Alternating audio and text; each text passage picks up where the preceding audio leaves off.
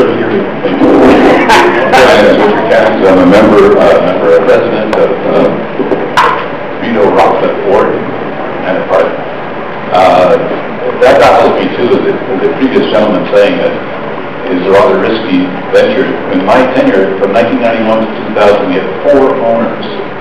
They all went belly up. So it doesn't sort of give you a warm, fuzzy feeling that really into anything.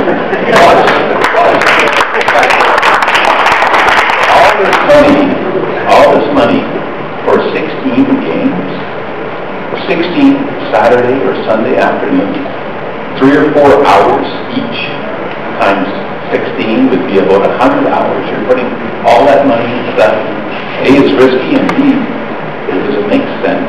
I know you've got 1,000 other uses, but so do the other people. Getting back to the directions of staff, you've already touched on the trade show space.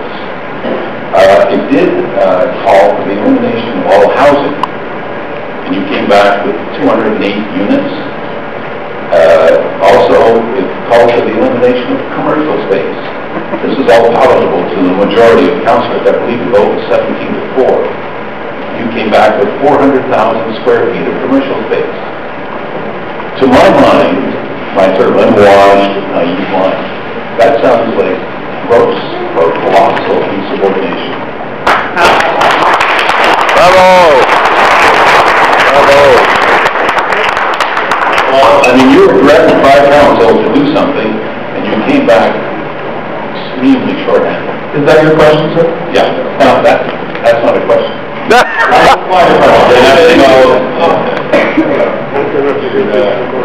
Reserve your opinion, and I won't touch on the opinion at the end. But the question, residential, you're correct. The motion said no residential. And I started off the presentation of this negotiated agreement in September by saying to council, I want what was in front of me the whole summer when we were negotiating this was council's motion. And I said, I believe we've met every one of the 22 objectives in there with 2 exceptions, and I was very clear. The first one is residential. You said no residential. The residential that's identified is optional. It's to your choice, council. OSCG could care less whether the residential is there, because if it happens, all of the revenue from the sale of the air rights goes directly to the city. But the planners, and Mr. Smith can talk about this, when looking at it, felt that the proposal would be better from council's official plan perspective, smart growth policy perspective, if there were a residential component. And in particular, I'd highlight the 40 townhouse units along Homewood.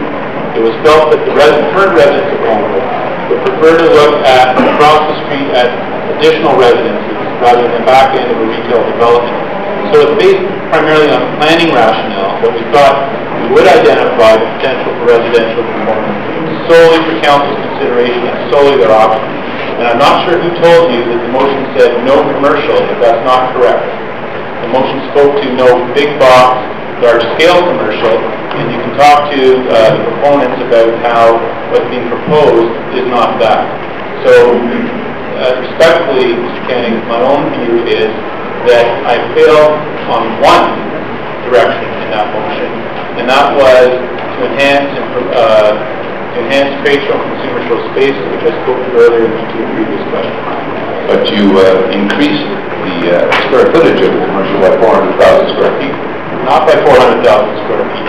I believe, though, the commercial is larger than what council may have anticipated, but I was trying to achieve something else, which was, in that one of the other things in the motion was, this proposal must be revenue neutral. And so the commercial is sized only to the extent that the revenues it will generate will cause the whole proposal to be revenue neutral. Council may determine that, you know what, we don't like that much commercial, so maybe we'll give up on the revenue neutrality, prepare to see a net cost to the city with less commercial there. All of this will be part of the deliberations the council will have in November, informed by the public consultation. But you know very well that with the...